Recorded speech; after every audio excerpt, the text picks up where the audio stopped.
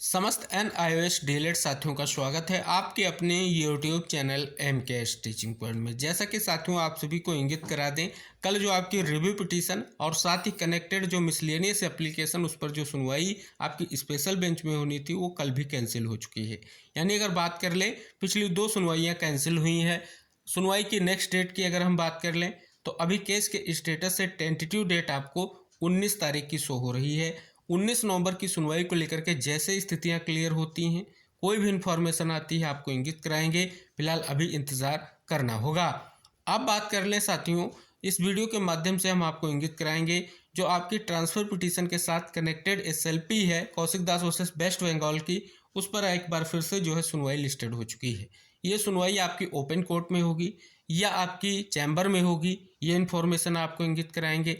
साथ ही जो notice issue किया गया है उस नोटिस का जवाब आया है कि नहीं आया है, ये भी जानकारी आपको प्रोवाइड कराएंगे। साथ ही एक बड़ी खबर और भी है कि एक और जो है मिसलेनियस एप्लीकेशन फाइल की गई है, किस स्टेट से ये फाइल की गई ये भी आपको इंगित कराएंगे। तो आप इस महत्वपूर्ण वीडियो को खुद भी देखें और सभी तक शेयर करें जिससे सभी तक ये महत्वपूर्ण इन्फॉर्मेशन पहुँच सके। चैनल पर पहली बार विजिट कर रहे हैं तो कृपया चैनल को सब्सक्राइब करके बेल आइकन जरूर प्रेस कर लें। Diary number 3501/2024 Kaushik Das versus the state of waste Bengal, जो ये SLP है वो 5/8/2024 को फाइल की गई है। और आप सभी को इंगित करा दें, ये जो आपकी SLP है, इस SLP को सुनवाई के बाद जो है आपकी ट्रांसफ़र पिटीशन में टैग किया गया। यहाँ पर अगर आप देखेंगे आपको सुनवाई लिस्टेड दिखेगी। अब ये सुनवाई जो लिस्ट हुई है ये 14 नवंबर यानी कल जो है जस्टिस पंकज मित्तल सर की बेंच में सीरियल नंबर 1722 पर लिस्ट है। अगर हम बात कर लें स्पष्ट तौर पर, अब ये सुनवाई ओपन कोर्ट में होगी या चैम्बर में होंगी, इसके पहले हम साथियों में इंगित करा दें जो ये आपकी याचिका है इसमें किन किन को जो है रिस्पोंडेंट बनाया गया है, क्योंकि वो जानना आपके लिए अति आवश्यक है। क्योंकि स्पष्ट तौर पर आगे एक महत्वपूर्ण इन्फॉर्मेशन है जो आपको इंगित कराने का उद्देश्य स्पष्ट होगा। रिस्पोंडेंट में बात कर लें तो स्टेट ऑफ वेस्ट बंगाल को रिस्पोंडेंट बनाया गया है।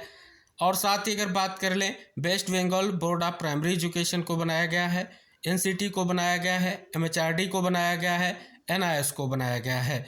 तो ये कुछ महत्वपूर्ण जो आपकी महत्वपूर्ण संस्थाएं हैं प्रशिक्षण से संबंधित हैं, उन सभी को यहाँ पर रिस्पोंडेंट भी बना दिया गया है। अगर हम बात कर लें स्पष्ट तौर पर अब तक की सुनवाइयों के परपेच, तो यहाँ पर आप देखेंगे 14 नवंबर यानी कल की जो आपकी सुनवाई लगी हुई है वो चैम्बर में लगी हुई है। क्यों लगी हुई है, कुछ आईए हैं उनके कारण ये सुनवाई लिस्टेड हुई है चैम्बर में। यहाँ पर देखेंगे आईए नंबर है 178925, 214706, 214706, 223762। ये आईए हैं जिनको यहाँ पर इंगित कराया गया। इन आईए में क्या कुछ निष्कर्ष है वो आपको इंगित कराएंगे। इसके अलावा अगर हम बात कर लें, पिछली सुनवाई जो है चैम्बर में ही लिस्टेड हुई थी 11/11/2024 को, लेकिन तब ये सुनवाई जो है जस्टिस उज्जवल भुयान सर की बेंच में लिस्टेड हुई थी। लेकिन तब आप सभी को पता है जो चैम्बर मैटर्स थे सुनवाई को लेकर के लिस्टेड थे उन्हें कैंसिल कर दिया गया था, क्योंकि मामलों की अधिकता के कारण स्पष्ट तौर पर सुनवाई नहीं हो पाई थी। यहाँ पर देखेंगे आप सभी के सामने वो महत्वपूर्ण ऑफिस रिपोर्ट आ चुकी है जिससे आप सभी को इंगित होगा कि कल जो सुनवाई होने जा रही है आखिर किस परपेच में होने जा रही है। यहाँ पर अगर आप देखेंगे जो आईए हमने आपको इंगित कराया उस समस्त आईए का यहाँ पर उल्लेख किया गया है। पहली आईए जो 178925 है उसमें application for deletion of respondent number 12 से 96। जो आईए है इसमें 12 से 96 जो रिस्पोंडेंट हैं उनको कहीं ना कहीं हटाने को लेकर के है। इसके अलावा अगर आप देखेंगे स्पष्ट तौर पर आईए के बारे में यहाँ पर स्पष्ट किया गया है, जो आपकी 2 और कहीं ना कहीं आईए इंगित कराई गई हैं उनके बारे में स्पष्ट तौर पर आप देख सकते हैं। अब आगे यहाँ पर जो ऑफिस रिपोर्ट आई है उसमें आपको पहली जो आईए हमने इंगित कराई उस आईए में आपको स्पष्ट है कि कहीं ना कहीं पहले जब चैम्बर में सुनवाई हुई थी तब एक निष्कर्ष निकल कर आया था। क्या निष्कर्ष निकल कर आया था कि जो आईए दाखिल की गई थी उस आईए में मांग थी कि 12 से 96 जो रिस्पोंडेंट हैं उनको जो है हटाया जाए। इसके लिए जो है West Bengal primary education board ने समय मांगा था। लेकिन आप देखेंगे उसके बाद जो भी चैम्बर में सुनवाइयाँ लिस्टेड हुई हैं वो सुनवाइयाँ नहीं हो पाई हैं, जिसके कारण जो है कहीं ना कहीं ये बार बार याचिका आपकी चैम्बर में सुनवाई को लेकर के लिस्टेड हो रही है। यहाँ पर इसमें सारी चीज़ें स्पष्ट की गई हैं कि जो रिस्पोंडेंट 3 से 5 हैं उनकी ओर से एडवोकेट जो है मिस्टर कुणाल चटर्जी के माध्यम से यहाँ पर अगर आप देखेंगे कि काउंटर एफिडेविट जो है यहाँ पर स्पष्ट तौर पर फाइल हो चुका है।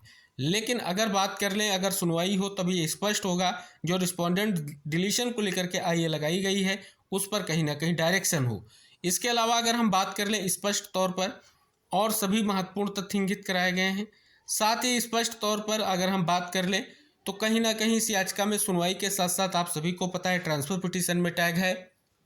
अब यहाँ पर अगर आप देखेंगे स्पष्ट तौर पर एक बार फिर से सुनवाई लिस्टेड हो चुकी है, चैम्बर में ही होगी।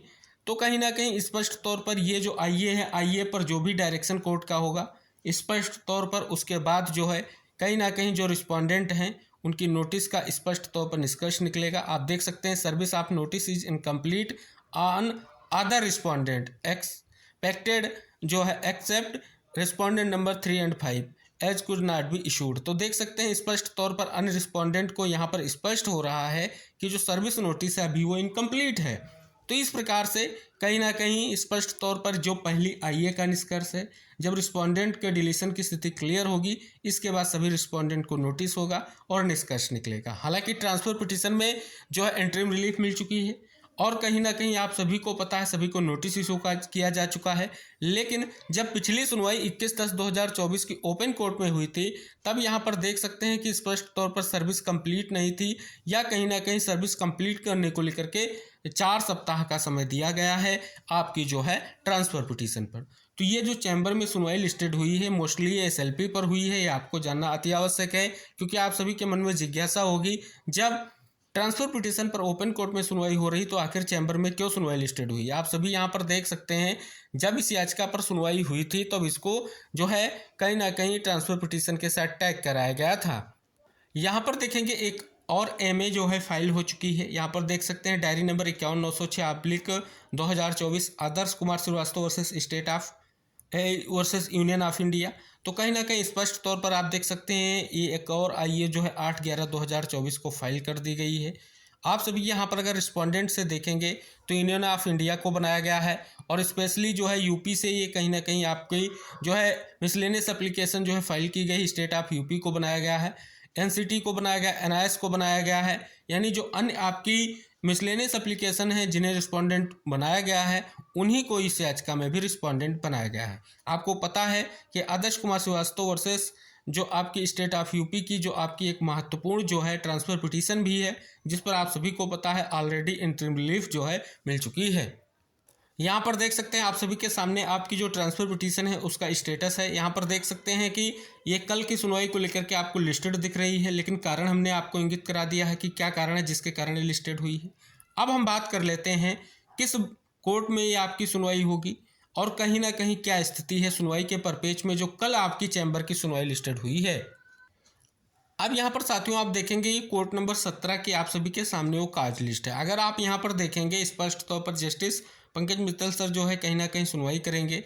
आप सभी को यहाँ पर स्पष्ट कर दें, यहाँ पर देखेंगे 1701 से जो है कहीं ना कहीं स्पष्ट तौर पर ये यहाँ पर आपको दिखेगा सुनवाई को लेकर के यहाँ पर जो है केस लिस्टेड हैं और आपकी जो एसएलपी लिस्टेड हुई है फाइनली सुनवाई को लेकर के। तो आप यहाँ पर आगे जाते जाएंगे तो आपको स्पष्ट तौर पर दिखेगा 1722 यानी 22वें नंबर पर जो है ये स्पष्ट तौर पर लिस्टेड है। तो कहीं ना कहीं स्पष्ट तौर पर कल क्या निष्कर्ष निकलेगा महत्वपूर्ण रहेगा।